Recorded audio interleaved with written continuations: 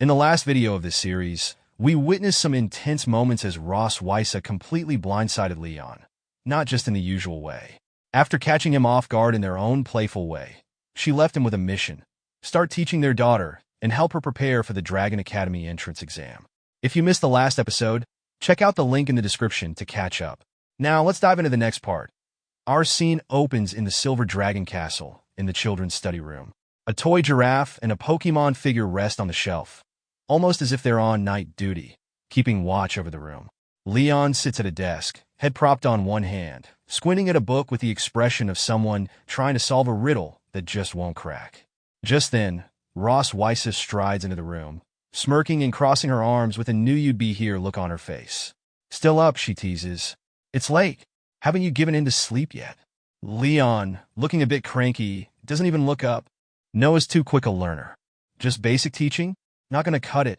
He grabs a book from his desk, waving it like it's a sword against his stress. I'm reorganizing key knowledge points, pairing them with practice tests. I'll be up late working on this, but she'll ace that entrance exam. Mark my words. The scene shifts briefly to Noah, fast asleep in her bed, clutching her little green teddy bear with an iron grip. Ross Wysa laughs, satisfied and undeniably smug. Of course, she says with a laugh. She gets that from me? Obviously. Leon raises an eyebrow, smirking. Oh, not entirely, he counters, leaning back with a proud glint in his eye. I was a dragon-slaying prodigy, top of every exam. Written, practical, didn't matter. Year after year, highest honors. Ross Wysa's confident expression flickers with surprise. Leon, spotting his chance, flashes a teasing grin. So, Your Majesty, what kind of champion were you? Ross Wysa falls silent, her confidence faltering for a moment as she thinks, I always thought he was just a brute who only knew how to fight, but I didn't expect he was a top student too. After a beat, she straightens up, her mocking smile back in place.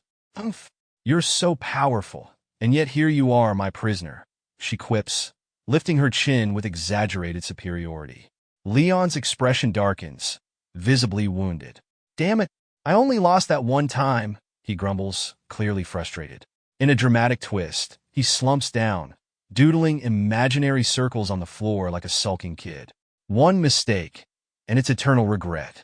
A tiger caught in trouble, forever bullied by a dragon. Ross Wysa watches him, thoroughly amused. Oh, so the great dragon-slaying genius is afraid of getting ridden by a dragon? Her gaze drifts over the table, where she spots something curious. She raises an eyebrow, her tone now inquisitive. Chili pepper? She looks at Leon suspiciously. And what, exactly, are you planning to do with this?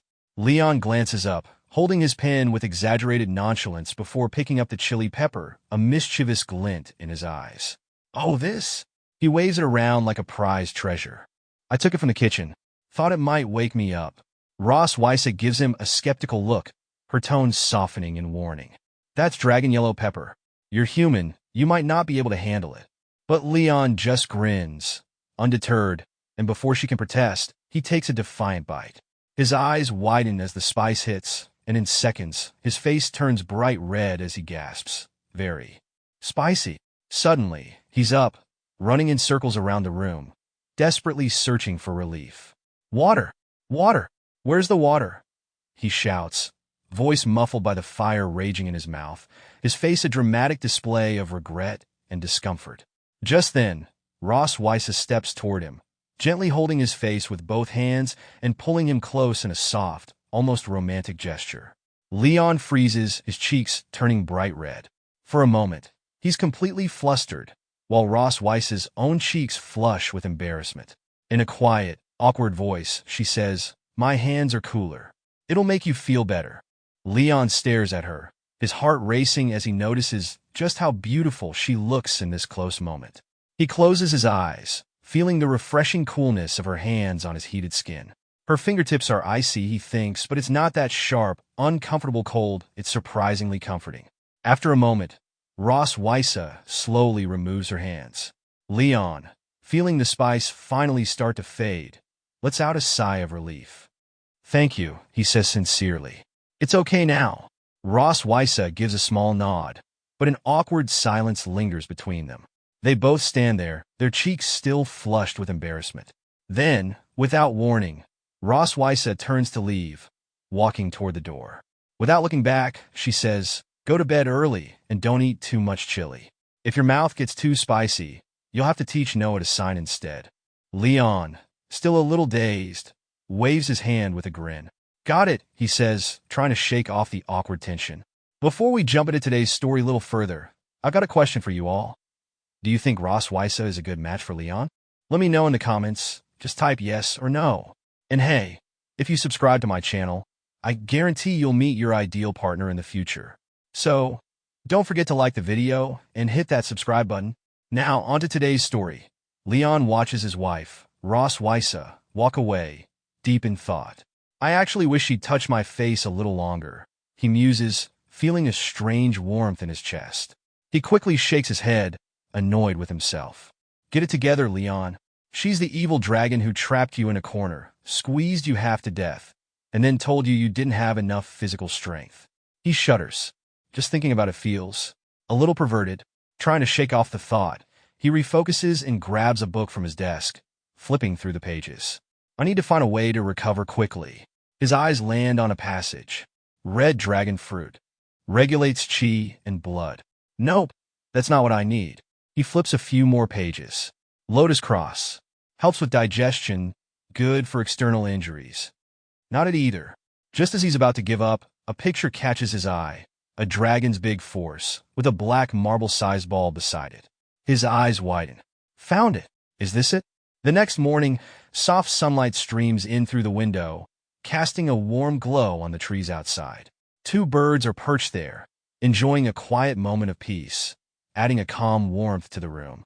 Inside, Leon and his daughter, Noah, are sitting together, chatting. "How'd you do on the test?"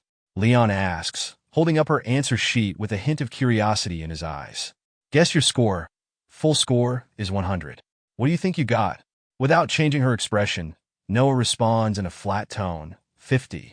Leon looks down at her answer sheet, then back at her amused. 60 points. Higher than you expected. Noah's eyes widen in surprise, and she clenches her little fist, her face a picture of determination and cuteness. Leon chuckles, finding her reaction endearing. "Are you not satisfied with your score?" he thinks, smiling warmly as he realizes how high her standards are even at such a young age. Noah takes the answer sheet from him, examining it with a serious, focused expression. Leon observes her, a soft pride in his gaze. She's cautious like Myun, he thinks, but she's already so driven, even choosing to study on her own.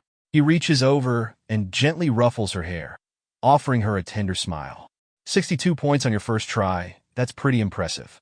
Noah glances up, her eyes shining as she picks up her glass and says, "Thanks, Dad." Leon opens his mouth to respond, but a sudden cough catches him by surprise. He quickly covers his mouth, feeling an irritating tickle in his throat. Did I eat too much chili last night? He wonders, the memory of that dragon's yellow pepper and its heat bringing a wince. That stuff really did a number on me. Noah, noticing her father's condition, recalls what her mother had said. Your dad stayed up late working on a study plan for you. That guy, he might be a top student, but he ate the Dragon Clan's extra spicy yellow pepper last night just to stay awake. So, if he's coughing like this, it's no surprise. With a look of determination, Noah places her hands on her hips, thinking for a moment. Then, as if struck by a brilliant idea, she hands a small box to her father. This is for you. Leon looks surprised, taking the box and opening it slowly. For me? He asks, raising an eyebrow and glancing up at Noah. Noah shrugs with a small, almost mischievous smile. It's for Mom, not me. Leon smiles warmly, touched by the thoughtfulness. Please tell your mom thank you for me. Inside the box, Leon finds a pill. He picks it up, turning it in his hand, then thinks to himself, this pill feels like Ross Wysa, cold on the outside, but really she just doesn't know how to express her kindness. With a dramatic flourish, Leon pops the pill into his mouth. He raises his hand as if making a grand announcement. All right, let's get back to learning. Noah, her expression serious, nods in agreement. Yes. In that moment, the bond between father and daughter feels a little stronger, the connection deepening just a bit more, as they both share in this quiet, meaningful exchange. And that's it for today's video. If you want to see the next part of the series, make sure to like the video and subscribe to the channel. In the meantime, while you're waiting for the next part, check out the videos showing here. You won't want to miss it. Thanks for watching, and I'll see you next time.